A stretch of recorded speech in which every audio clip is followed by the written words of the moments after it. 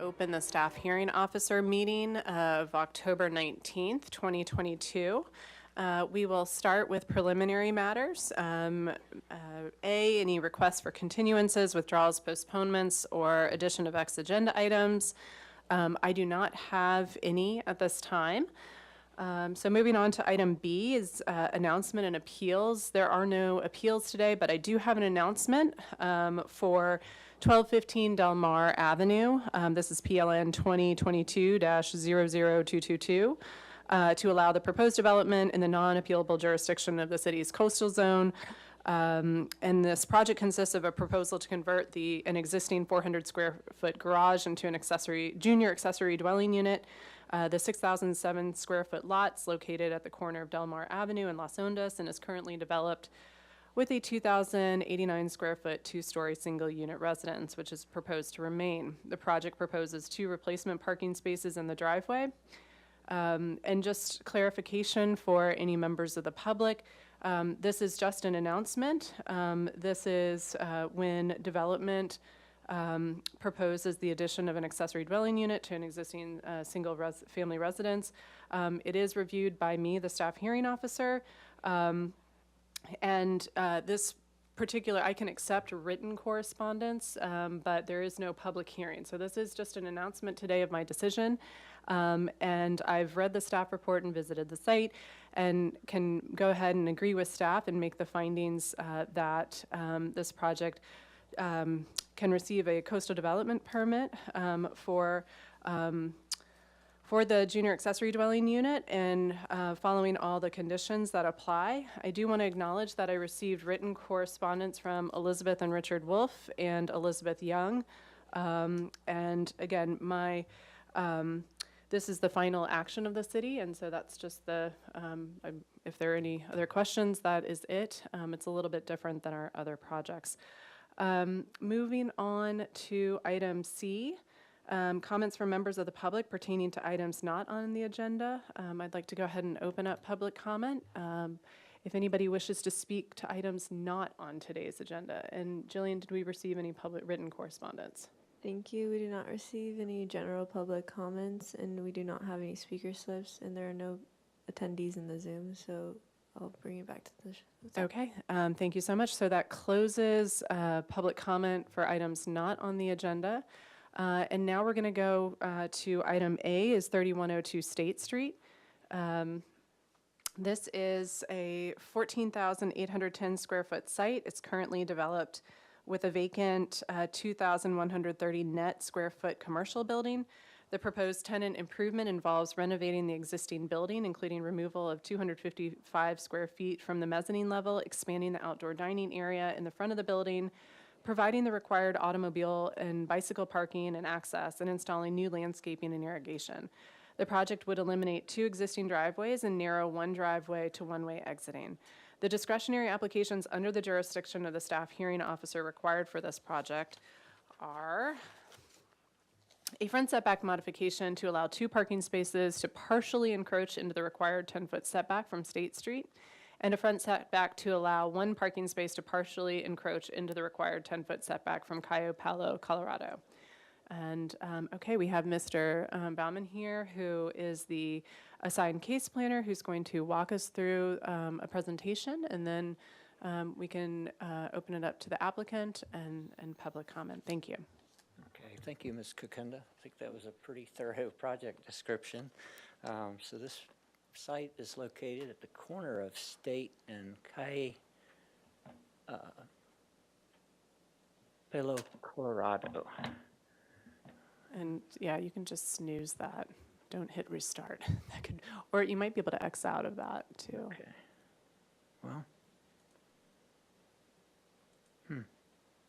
Okay, maybe just snooze. I'm trying to click on these. Nothing's happening. Uh-oh. Well. If you want to, let's see. We can continue and see what. To this. Well, let's see if we can work around it. That's fine. Well, if we need to, we can zoom in on certain places and move it around. So the project is a tenant improvement for an existing site. It was, I don't know how long ago, but the property was originally a auto service station. And we go to the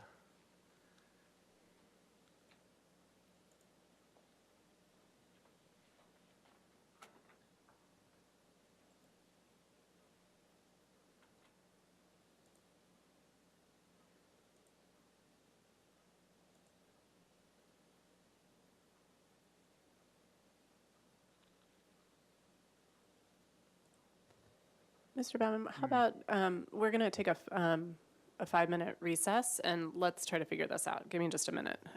So 5-minute recess to City TV. Anybody tuning in? Apologies.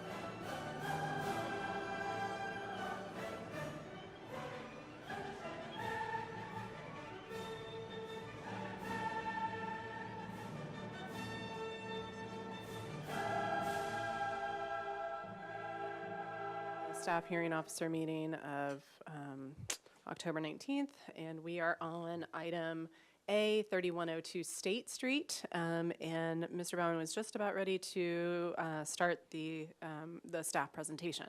So please take it away. Thank you. Take two. Let's see. So we've got this, the project's a tenant improvement at 3102 State Street. It's an existing commercial building. It's on the corner of State Street and Calle Palo, Colorado. The smaller site plan shows the existing site plan. It was originally developed with an auto service station, so that's why it has a lot of curb cuts, driveway entrances to the site, and the building's kind of situated toward the back at an angle like that. So the tenant improvement and the site improvements are working around this existing site configuration that was a little bit awkward.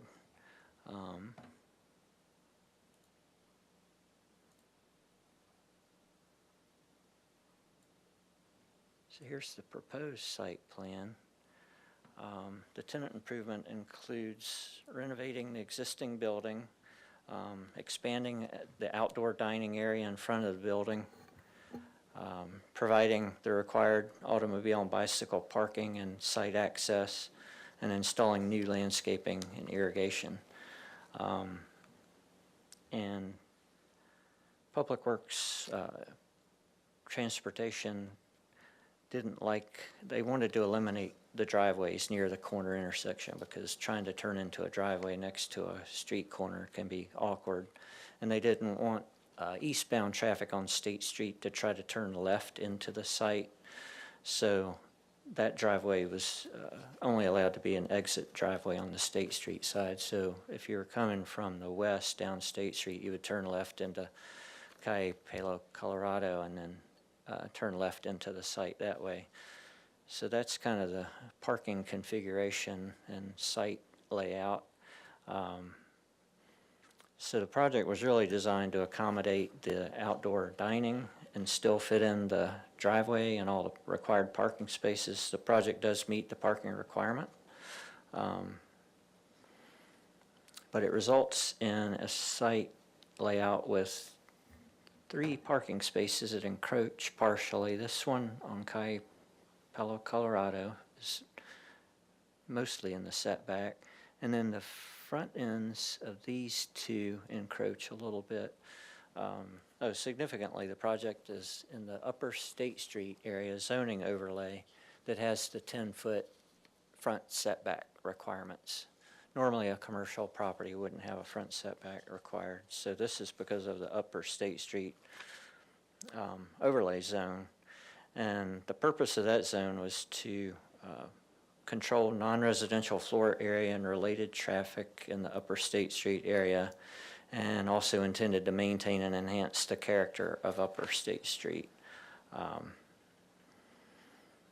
So the project is trying to provide the necessary screening for the uncovered parking. Generally, the parking lot landscape and design standards call for screening uncovered parking. So the project is doing the best it can with the land it's got to work with to screen the parking. The ABR found the screening to be satisfactory, or they will. It was on the right track. The ABR continued it to the staff hearing officer, thinking that the landscaping will be acceptable.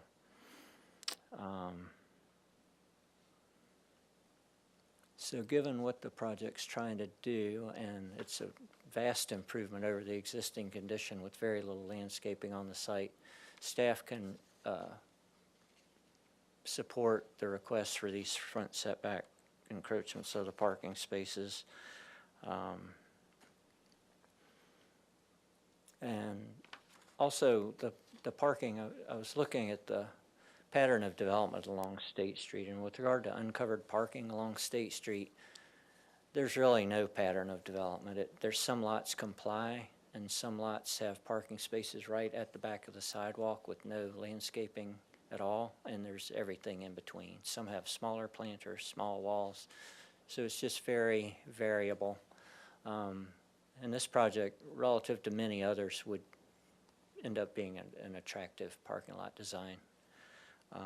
So with that, staff can support the requested 2 front setback modifications because there's 2 streets and 2 front setbacks. I think that concludes my presentation. Thank you, Mr. Baumann. I appreciate it. And then I'd like to invite the applicant up to present. If there's anything, if you could just state your name for the record.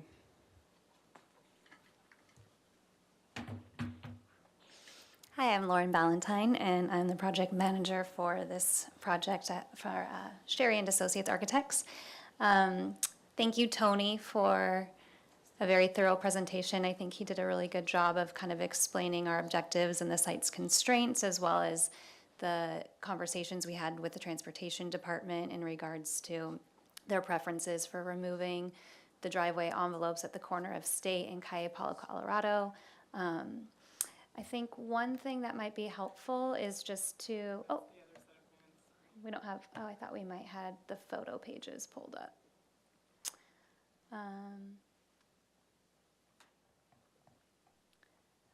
Mr. Baumann, do you know if the photos were in the remote hearing folder? Yeah. They were? Okay, hang on just a second. Let me see if I can pull them up.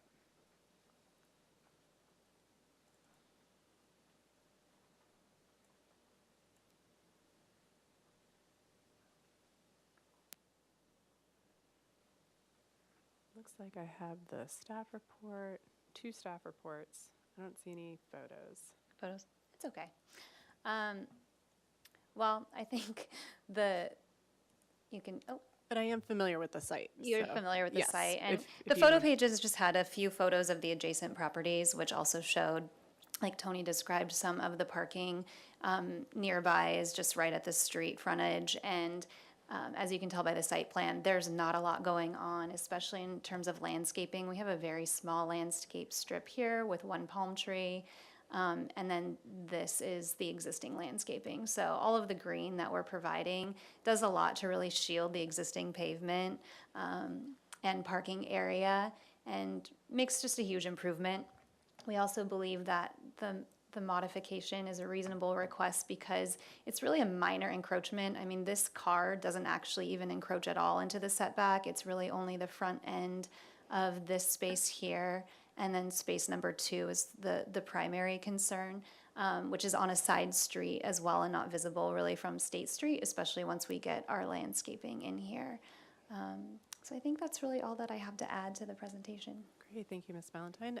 Now I'd like to open it up to public comment, and then I'll come back and ask questions.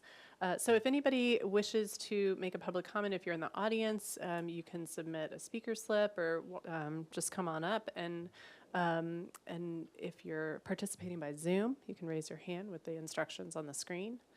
Do we have any members? Thank you. I did not receive any speaker slips, and we do not have any attendees in Zoom, and we did not receive any written correspondence for this item. Okay, and would you like to speak? Yeah, please, if you wouldn't mind, because we have a recording, so we need you to speak into a microphone. So if you just come on up and say your name, if you're comfortable with that, and then I'd like to ask you to fill out a speaker slip after, so Okay. for our records. And hang on. Just in a nutshell, I live right in the area. Been there about 3 years. And before the project with the restaurant, I'm retired, but I've worked with kids my whole career. And I know a lot of the people in Peabody. My house is right off of Colorado. So in a real quick nutshell, being new to the area, I met this council person, Sneeden, her name is. I guess she's part of your government or, yeah, she used to live literally 2 houses from my house with her kids, but she's not there now. The concern I had, and not the restaurant, looking forward to a good restaurant, is the area has some issues around, I think, about safety for kids and things. And I know it's a history, because I've talked with one of your engineers, gave me a letter about how people have raised questions about that. So my main concern would be, or what you could do to enhance the safety factors, because Calle Noguera goes straight through, as you probably know. And the traffic moves pretty good, and a lot of the young parents at Peabody and staff there, and I see it. I have grandchildren and little kids that run around at my house. Um, with the restaurant coming in, it's going to increase traffic. Not so unfamiliar people with the area. They're going to sure have the parking is minimal. I mean, but I understand that people will probably park on the street, but where they come down by Colo Noguero, right up of El Corrado, it's really I think it's really a safety risk. I've seen people on C-bikes, e-bikes, and just flying down there, little kids, no hands, past their driveways. So I guess my question is, which is originally what I raised a question about before the restaurant, is what can be done to, anything can be done, whether if it's signs or if it's, I don't know, whatever, people do with safety issues. Because I do think the restaurant absolutely will be, people will be parking in the area that don't really, are not familiar with it. And the traffic, if you have little kids, you'd be really highly sensitive to that.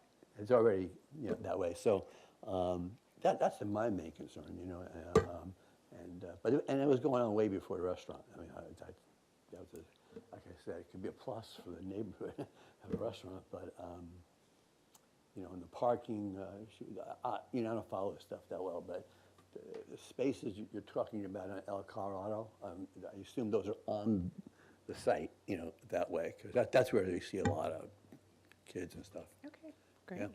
Thank you so much. Okay. I appreciate it. Yeah, good. All right, so I'm going to take it back to you, Ms. Ballantyne, and Mr. Bauman, if you want to join.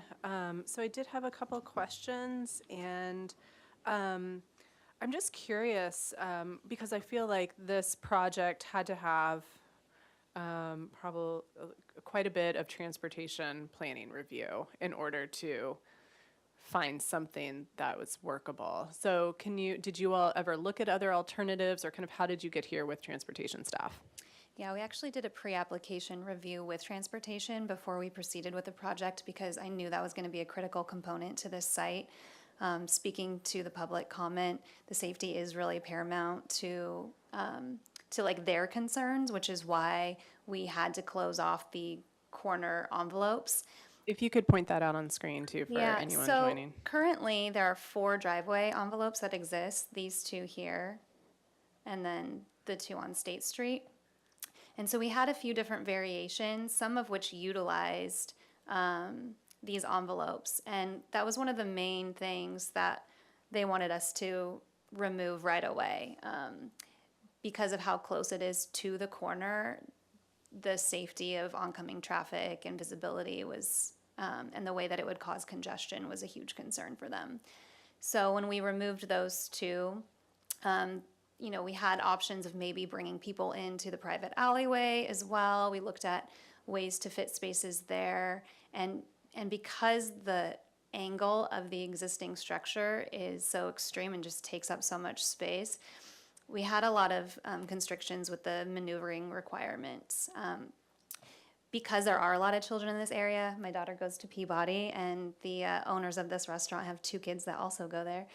We do want to make sure that we maximize the parking on site so that we're not crowding up the neighborhoods as well, because we didn't want to request a modification for the number of spaces. And we actually limited the development of our outdoor seating to make sure that we only proposed what would work with the parking on the development. So that's why we decided to go with this approach, which had one-way traffic for safety. We're not having cars going both ways. It's entering off of State Street, so it's not causing congestion for traffic going through on the main thoroughfare, and then exiting over here where there's just plenty of visibility for oncoming traffic, and then away from like what's going on right here is a gas station. So there's a lot of in and out already there, and so by having the exit going this direction one way kind of relieves the circulation happening right here at this intersection. We did look at ways to try and orient the parking spaces adjacent the structure, but because of where this envelope is located, we weren't able to really get a good vehicular path of travel down this way where the cursor is going, because it would be too tight of a turning radius. So that's why we were limited to having the parking along the street frontage and having the vehicular path of travel snake through this way. I don't know if that answers all of your questions. Yeah, excellent answer. Thank you. That's very helpful. I think I have a question for Mr. Baumann, and just to clarify that with these two front setback modifications for parking in the front setback, that doesn't include bicycle parking. Is that correct? That's It's- correct.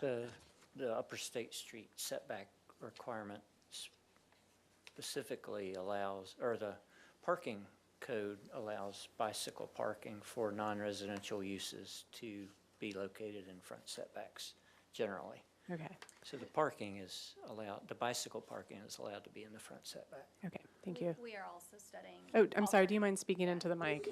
We are also studying alternative locations for those spaces, and so that may come at a later iteration, but since they're not required to receive a mod, we didn't include those alternative locations in this submittal. Okay, thank you, Ms. Valentine. So I'm very familiar with the site, and those are pretty much all my questions right now. I was able to go out on the site, but I'm also really familiar with it. I'm very pleased overall to see a project proposed there. I mean, it's been sitting without any kind of specific operation for quite a while. So I think in some ways, to address the member of the public's comments of like actually having activity on the site is could just like having more could actually improve some of the, or like slow things down actually from a transportation standpoint.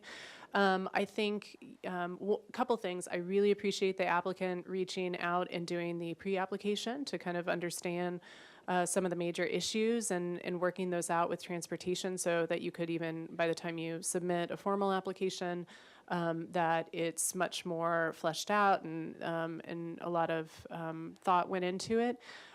This is a highly constrained site, as you were saying, with the angle of the existing structure and trying to achieve a design that is definitely an improvement to the site, and even looking at just the amount of green or landscaping that you have added. So the removal of existing asphalt on site, it's a major improvement.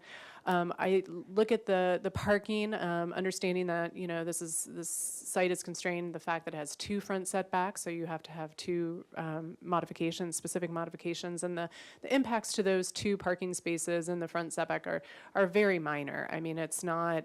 Again, I think you were working with transportation staff to achieve a design that makes the most sense in terms of safety and slowing down and directing traffic away. So I feel like, again, having just the one driveway entrance and the one path of travel for vehicles is smart design. And the fact that you've been able to add a lot more landscaping, also just a benefit to that corner. And I think, again, the activity, the use on the site, I think would be very serving to the residents in the area, to the Peabody School, just kind of a place to, depending on what type of restaurant goes in there, but all really nice improvements. I do want to comment, I watched the ABR, the conversation at ABR, and although I just want to be really clear about my purview, I'm just looking at the land use decisions, and the Architectural Board of Review looks at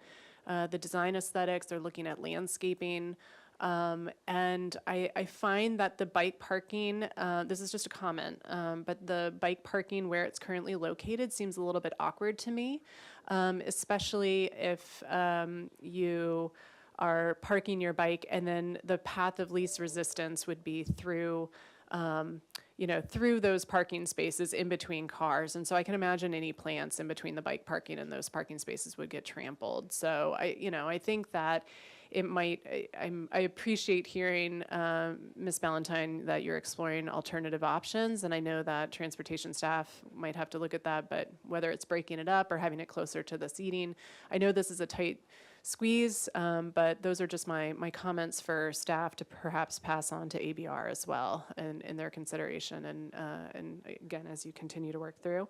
But I'm going to go ahead and I can make the findings for both front setback modifications and that they're consistent with the general purposes and intent of our municipal code, and specifically the Upper State Street Overlay Zone. And they're both necessary to secure an improvement on the site. Again, to be able to activate this site, to make it safer by the one directional vehicle pathway, kind of cutting off more of the like the existing openings, and that the impact with the parking in the front setbacks is very minimal. And the fact that you're securing an appropriate improvement on the lot by adding a significant amount of landscaping in comparison and removing some of that existing asphalt. So that's my decision. I don't have any conditions to add.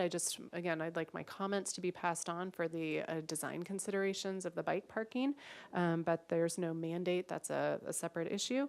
And just to let everybody know that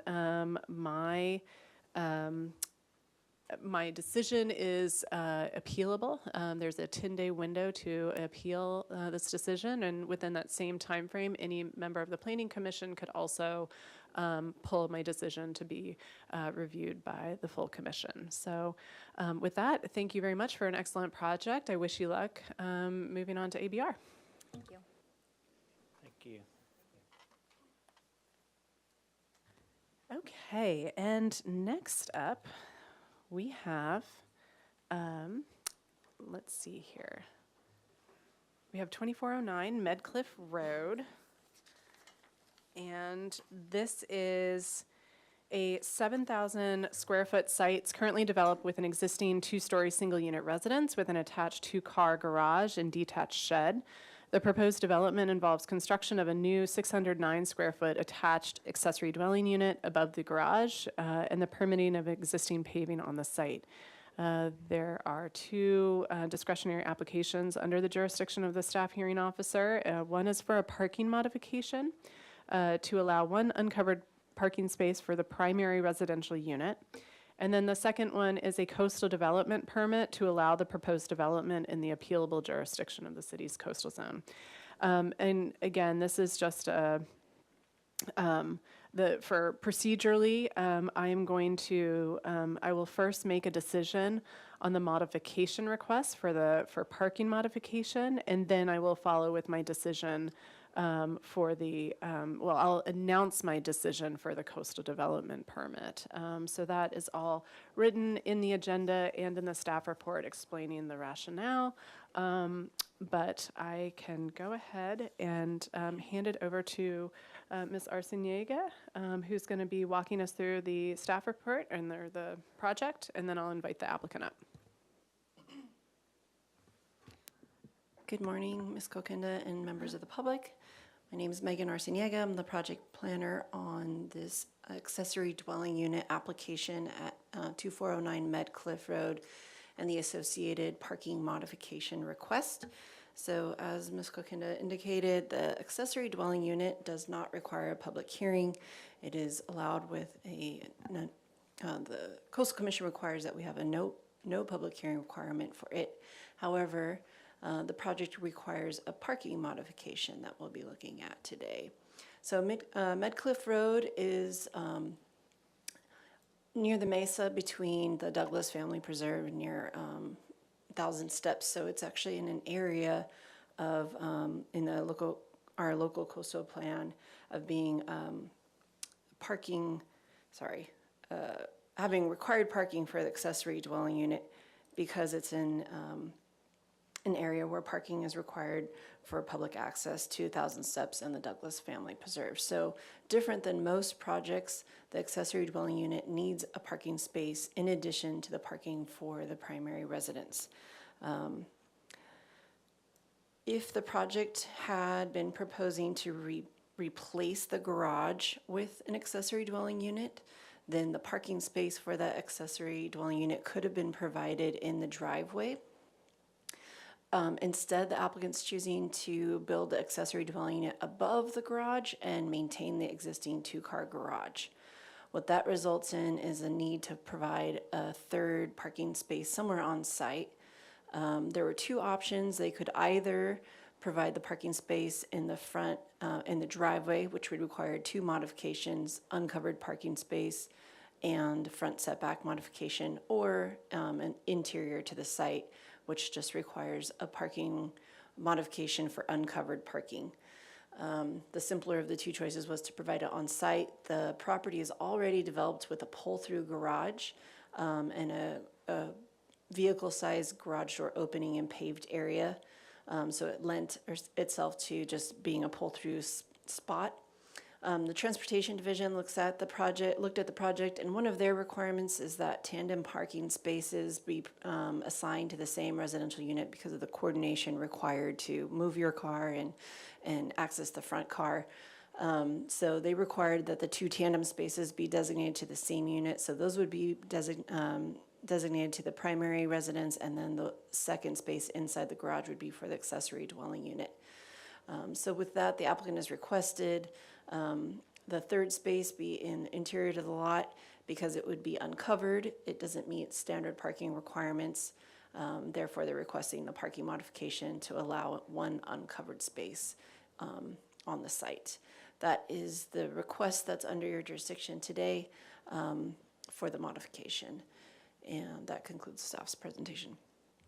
Thank you so much. And now I'd like to invite the applicant up to share any more thoughts or any other considerations that you had as part of this project, the request. And if you could just state your name for the record. Thanks. And I think you had to turn your mic on. Yeah, there we go. Perfect.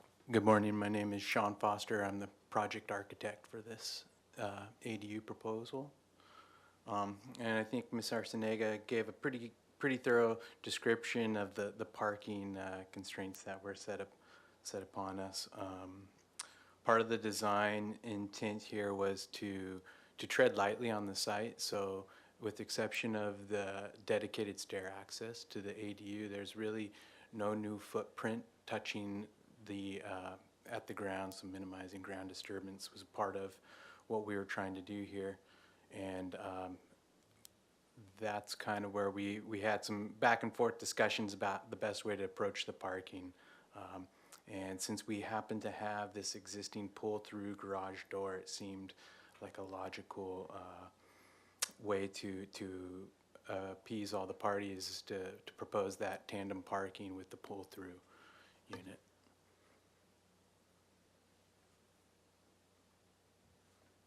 Does that conclude your presentation? I think so. All right. So let's go ahead and open it up to public comment. If any member of the public wishes to speak, you can raise your hand, and that will indicate to us that you're, do we have anybody joining by Zoom? Thank you. We do not have any attendees in Zoom, and we did not receive any speaker slips, and we did not receive any written correspondence for this item. Okay, thank you so much. All right, that will, I will take it back. So I went out on site, also very familiar. I mean, who doesn't, anytime you're trying to get to the beach, we're all looking for parking over there, and some days are better than others. And so I think it's, I don't really have any questions. I feel like you're kind of fortunate because of that garage door in the rear and having that existing paving. I think, in some ways I could see, did you even entertain the other idea for just parking and using the existing driveway and having a tandem space that way? I know that it was kind of a technical nightmare, but I'm just curious if that was something that would have been preferred. We did look into it. It came down to kind of a financial decision in that it was 2 mods as opposed to 1. And for what what it amounts is kind of a paper mod in that the parking is already there. There's no structure being built to create this, so we kind of went with the single mod option. Yes, and again, technically speaking, it's adding a lot of cost when there might not be, when you have an existing setup that could actually work and support that with only one modification. And generally, we try to reduce the number of modifications. I just know that, when we look at other accessory dwelling units and looking at existing driveways and how parking is achieved in different locations, that's often an option. Not necessarily preferred, but also a very common type of development, and whether it's permit or not. Okay, I can go ahead. I'm gonna, I think that's it.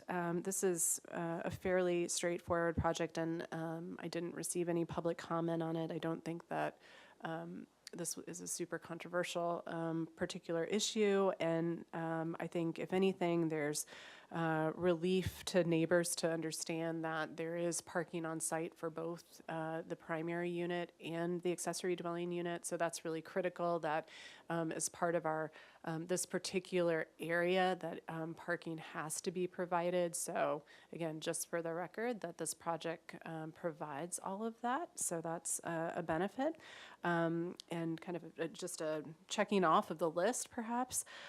So I can go ahead and say that the parking I can grant the parking modification and say that it does meet the intent and purpose of our zoning ordinance, and that it's not going to cause any kind of increase in demand for parking space or any kind of loading, because the required parking is supplied on site.